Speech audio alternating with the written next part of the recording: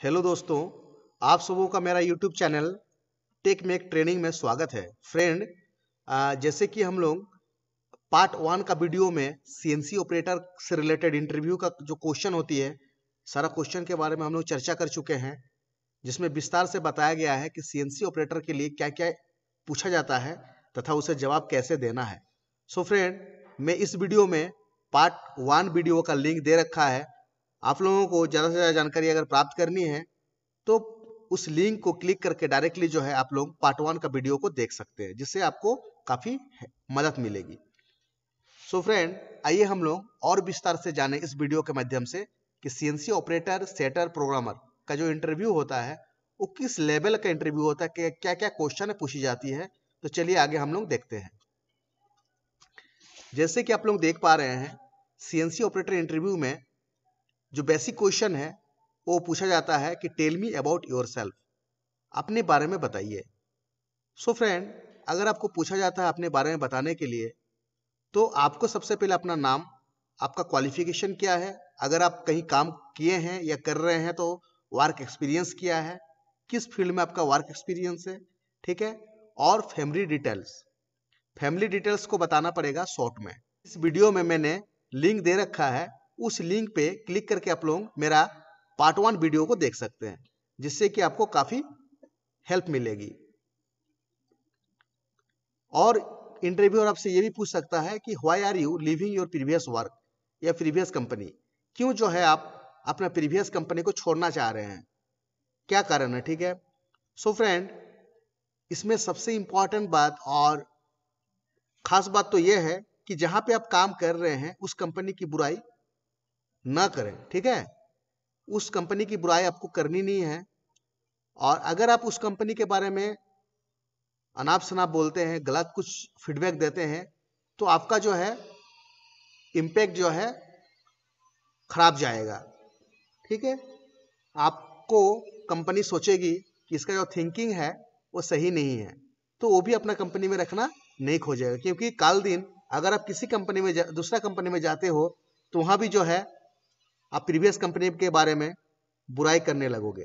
तो इसलिए जहां भी आप काम कर रहे हैं उस कंपनी के बारे में बुराई नहीं करनी है, ठीक है। इस बात को जो है आपको ध्यान देना होगा। तो आपको इसमें ये कहना होगा कि ये मेरे लिए न्यू अपॉर्चुनिटी है, ठीक है। मैंने न्यू अपॉर्चुनिटी के लिए सर्च कर रहा था और नया कुछ सीखना चाहता हूं, इसलिए मैंने प्रीवियस कंपनी को लीव करना चाहता हूं, ठीक है, यही वजह है। तो आप इतना बोल सकते हैं। फ्रेंड, इसके बाद भी बहुत सारी क्वेश्चन होती है जो फॉर्मल क्वेश्चन होती है, जो नॉन टेक क्वेश्चन होती है। तो मैंने आपको पहले बताया कि मेरे इस वीडियो में एक लिंक है पार्ट 1 का, तो उस वीडियो को आप लोग लिंक क्लिक करके देख सकते हैं। उसमें नॉन टेक का बहुत सारी क्वेश्चन दी गई है, यहाँ पे काम करना चाहते हैं वगैरह वगैरह, उस वीडियो पे आप देख सकते हैं। तो चलिए फ्रेंड, आगे हम लोग टेक्निकल पार्ट को देखते हैं। तो टेक्निकल पार्ट में जो है सबसे इंपॉर्टेंट क्वेश्चन वो है ड्राइंग के बारे में। आपको इंटरव्यूअर पूछ सकता है कि आपको ड्राइंग में क्या क्या आती है, क्या आप ड्राइंग देख सकते हैं, क्या आप ड्राइंग देख के जॉब को बना सकते हैं, जॉब को मेजरमेंट कर सकते हैं, ये सारा चीज। सो फ्रेंड, आपको सबसे पहले एंगल ऑफ प्रोजेक्शन जानना होगा, ठीक है। जैसे कि हम लोगों को मालूम है फर्स्ट एंगल और थर्ड एंगल में ड्राइंग बनाई जाती है। तो इंडिया में जो है हम लोग फर्स्ट एंगल में ड्राइंग बनाते हैं और थर्ड एंगल जो है आउटसाइड इंडिया प्रीफर करती है। सो फ्रेंड, ये आपको जानना जरूरी है। उसके बाद सिंबल के बारे में भी पूछा जा सकता है कि फर्स्ट एंगल का सिंबल क्या होता है। तो देखिए फ्रेंड, ये है फर्स्ट एंगल और प्रोजेक्शन का सिंबल। उसके बाद को ये भी पूछा जा सकता है थर्ड एंगल प्रोजेक्शन का सिंबल। तो आप जैसे कि देख पा रहे हैं फर्स्ट एंगल और प्रोजेक्शन का सिंबल और थर्ड एंगल और प्रोजेक्शन का सिंबल। सो फ्रेंड, सेकेंड और फोर्थ में ड्रॉइंग नहीं बनता है, क्योंकि हॉरिजॉन्टल प्लेन जो है क्लॉकवाइज डायरेक्शन में रोटेट करता है और वर्टिकल प्लेन के साथ में ओवरलैप कर जाता है, जिसके आपको वहां पे हो सकता है ड्रॉ करने देगा कि आप सिंबल बना के दिखाइए, तो आपको सिंबल बना के वहां पे दिखाना होगा, ठीक है फ्रेंड। आगे देखते हैं। आगे है टॉलरेंस। सो फ्रेंड, आपको इंटरव्यूअर टॉलरेंस के बारे में पूछ सकता है, क्योंकि टॉलरेंस जो होता है एक विशेष छूट होता है जो ऑपरेटर को दी जाती है, ठीक है फ्रेंड। क्योंकि कोई भी जॉब को 100% 0 में बनाना संभव नहीं होता। आपको सपोज दैट 100 पीस दिया गया है, उसमें से 100 का 100 पीस 0 में आप नहीं बना सकते हैं, चाहे कितनों भी स्किल्ड पर्सन क्यों ना हो। तो उसमें कुछ कुछ जो है टॉलरेंस में वेरिएशन आ सकती है। तो उस वेरिएशन को कंट्रोल करने के लिए जो है टॉलरेंस दिया जाता है। टॉलरेंस का मतलब होता है ये डिफरेंस है अपर लिमिट साइज और लोअर लिमिट साइज का। सो फ्रेंड, जैसे कि हम लोग एक एग्जांपल के तौर पे बात कर रहे हैं कि डाया 20 का प्लस 0.2 और माइनस 0.2 दिया हुआ है, ठीक है फ्रेंड। तो प्लस 0.2 और माइनस 0.2 जो दिया हुआ है वो है आपका टॉलरेंस। टॉलरेंस को आपको क्लियरली जो है पढ़ के जाना है। टॉलरेंस के बारे में जो भी क्वेश्चन हो सकता है उसको आपको अच्छा से स्टडी करना है, ताकि इंटरव्यूअर अगर आपको पूछे कि टॉलरेंस होता क्या है तो आप वहां पे स्मूथली जवाब दे सको, ठीक है फ्रेंड। ये सारा इंपॉर्टेंट है। तो टॉलरेंस क्या है, ठीक है, टॉलरेंस को कैसे निकाला जाता है, हो सकता है आपको वहां पे निकालने के लिए भी दिया जाएगा, तो आप उसको निकालने के लिए आपको आना चाहिए, ठीक है। नेक्स्ट हम लोग देखेंगे जियोमेट्रिकल टॉलरेंस।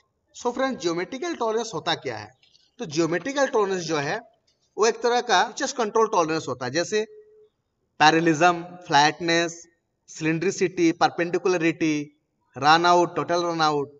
तो ये सारा जो है जियोमेट्रिकल टॉलरेंस है। इसको हम लोग फीचर कंट्रोल टॉलरेंस भी कहते हैं। सो फ्रेंड, आपको ये सारा जो है देख के जाना होगा। पैरेलिज्म कैसे चेक करना है, किससे चेक करना है, ठीक है। परपेंडिकुलरिटी अगर जॉब का चेक कर रहे हैं तो कौन से इंस्ट्रूमेंट से चेक करेंगे, ठीक है, और किस मेथड से चेक करेंगे, वगैरह वगैरह। ये सारा चीज को जो है आपको देखना होगा, पढ़ना होगा, और उसके बाद जो है इंटरव्यू में जाना होगा। तो जियोमेट्रिकल टॉलरेंस भी इंटरव्यू में पूछा जाता है, बेसिकली सीएनसी ऑपरेटर इंटरव्यू में। तो ये भी इंपॉर्टेंट है। नेक्स्ट आते हैं हम लोग इंसर्ट के बारे में, ठीक है फ्रेंड। तो यहाँ पे देख पा रहे हैं आप लोग इंसर्ट। तो आपको पूछा जा सकता है कि आप क्या क्या इंसर्ट के बारे में जानते हो, बताइए। तो जैसे कि हम लोग टर्निंग इंसर्ट में CNMG, WNMG, TNMG, VNMG, ये सब के बारे में जानते हैं। तो जैसे आपको एक एग्जांपल भी बताए हैं फ्रेंड, तो देखिए यहाँ पे एग्जांपल जो है CNMG 160408। C का मतलब होता है सी शेप का इंसर्ट है, ठीक है फ्रेंड।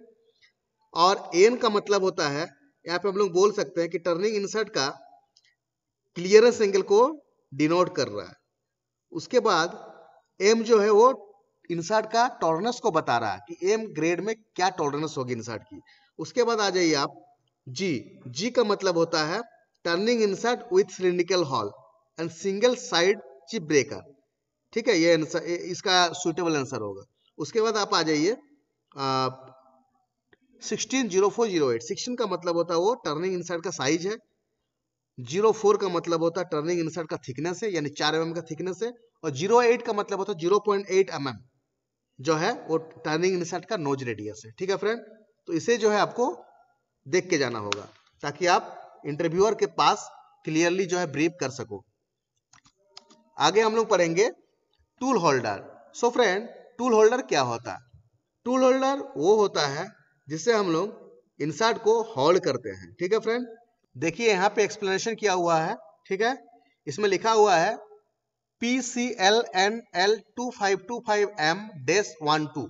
इसका मतलब होता है जो P पहला वाला लेटर P है, इसका मतलब होता है वो इंसर्ट का जो क्लैंपिंग मेथड है वो P टाइप का है, ठीक है फ्रेंड। दूसरा जो है C का मतलब होता है इंसर्ट का शेप। जैसे हम लोग इस होल्डर से, जैसे हम लोग पढ़ चुके हैं 4 नंबर पॉइंट में कि CNMG, C का मतलब होता है C शेप का इंसर्ट। तो मैं जो है इस होल्डर पे P के बाद वाली जो है C, इसका मतलब होता है इंसर्ट का शेप। ये भी C शेप का इंसर्ट जो है को इजीली यहाँ पे होल्ड किया जा सकता है, यानी ये जो इंसर्ट होल्डर है या टूल होल्डर है वो C शेप का इंसर्ट को होल्ड करने के लिए एलिजिबल है। उसके बाद आ जाइए L का मतलब होता है होल्डर का स्टाइल। उसके बाद N है, N का मतलब होता है इंसर्ट का क्लियरेंस एंगल कितना है वो वहां पे दी गई है। उसके बाद L का मतलब होता है हैंड ऑफ होल्डर, ठीक है, किस हैंड का होल्डर है, राइट हैंड है, लेफ्ट हैंड है। L का मतलब लेफ्ट हैंड, तो यहाँ पे लेफ्ट हैंड होल्डर होगा। 25 का मतलब होता है सेंक का हाइट, सेंक का जो हाइट है वो कितना है 25 mm। उसके बाद फिर 25 है, इसका मतलब होता है सेंक का जो विड्थ है, यानी 25/25 का है ये, ठीक है। उसका हाइट भी 25 है और विड्थ भी 25 है। उसके बाद आ जाइए M का मतलब होता है होल्डर लेंथ, होल्डर का लेंथ कितना है। तो M जो है एक पर्टिकुलर लेंथ को डिनोट करता है कि इतना लेंथ का है। उसके बाद आइए 1 to 12। 12 का मतलब होता है इंसर्ट का जो कटिंग एज लेंथ है वो वहां पे दिखाया गया 12, वो इंसर्ट का कटिंग एज का लेंथ को बताता है। ठीक है फ्रेंड, उसके बाद आते हैं हम लोग टूल ऑफसेट के बारे में। देखिए tool offset CNC turning machine पे दो तरह का होता है, कि ज्योमेट्री ऑफसेट और एक वायर ऑफसेट। ज्योमेट्री ऑफसेट का मतलब ये होता है जब भी हम लोग पहला सेटिंग में ऑफसेट लेते हैं, जब भी कोई नया जॉब का ऑफसेट लेते हैं तो सबसे पहले हम लोग ज्योमेट्री ऑफसेट में लेते हैं। इसमें एक्स तथा जेड एक्सिस में ऑफसेट लिया जाता है।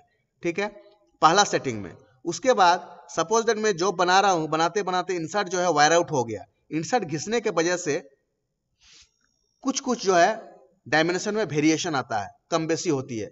ठीक है, तो जैसे सपोज दैट 20.1 का डाया है, तो 20.1 के वजह से वहां पे इंसर्ट का घिस जाने का वजह से 20 आ गया, तो 20 आ गया मतलब 0.1 कम हो गया।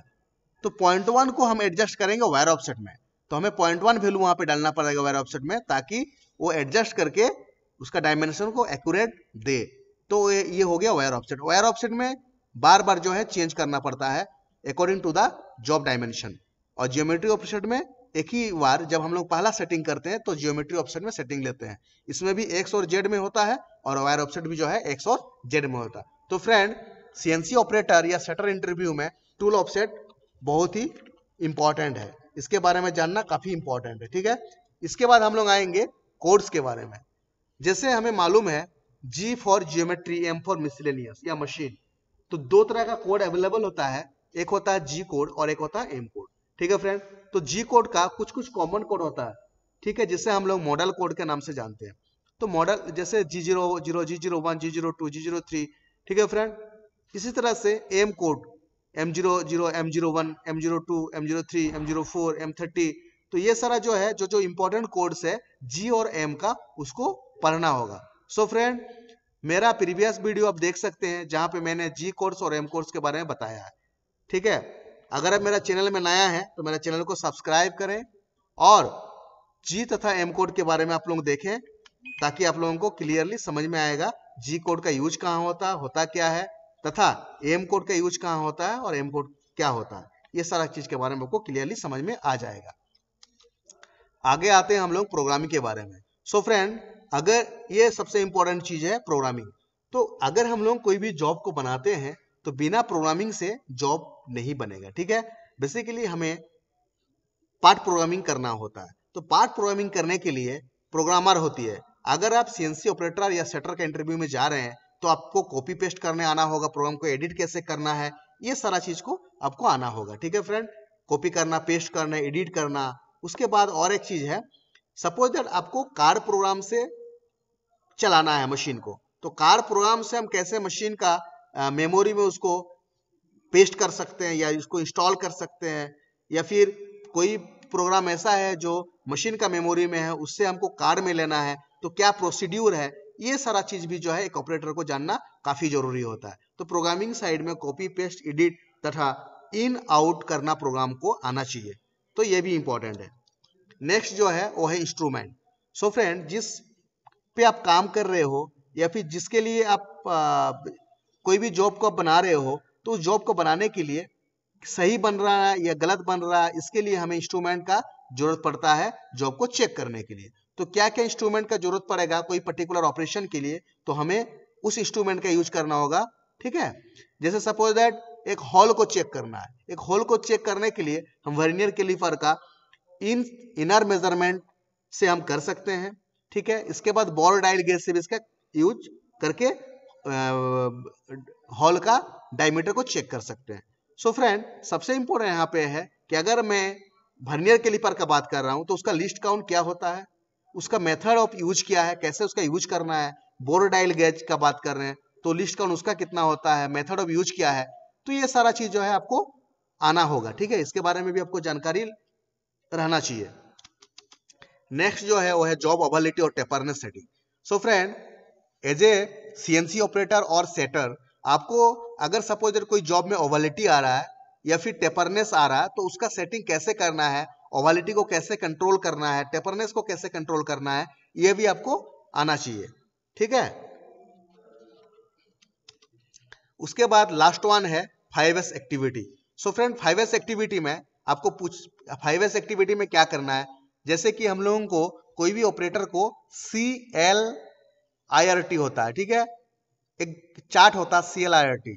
इसका मतलब होता है, C का मतलब क्लीननेस, एक ऑपरेटर को मशीन को क्लीननेस भी करना है, उसके बाद उसको लुब्रिकेशन करना है, L से I से इंस्पेक्शन करना है, चेक करना है कहीं नट बोल्ट लूज तो नहीं हो गया है, कहीं कूलेंट जो है फ्लो तो नहीं हो रही है, कहीं लुब्रिकेंट जो है फ्लो तो नहीं हो रही है, ये सारा चीज चेक करना पड़ता है। उसके बाद लुब्रिकेशन करना है, जहां जहां पे मूवमेंट जॉन है उस जगह पे जो है हमें लुब्रिकेशन करना है ताकि स्मूथ रनिंग होते रहे।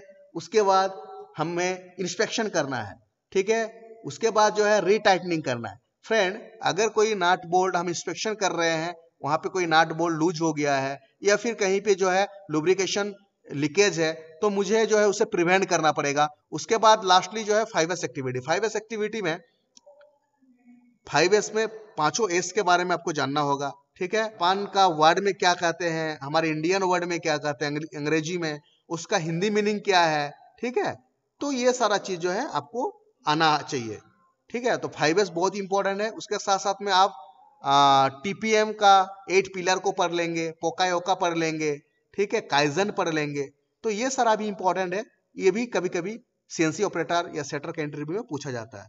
सो फ्रेंड अगर आप मेरा चैनल पे नया है तो मेरा चैनल को सब्सक्राइब करें तथा बेल आइकन को पुश करें, ताकि जब कभी भी हम कोई नया वीडियो अपलोड करें तो आपको सबसे पहले नोटिफिकेशन मिले, ठीक है।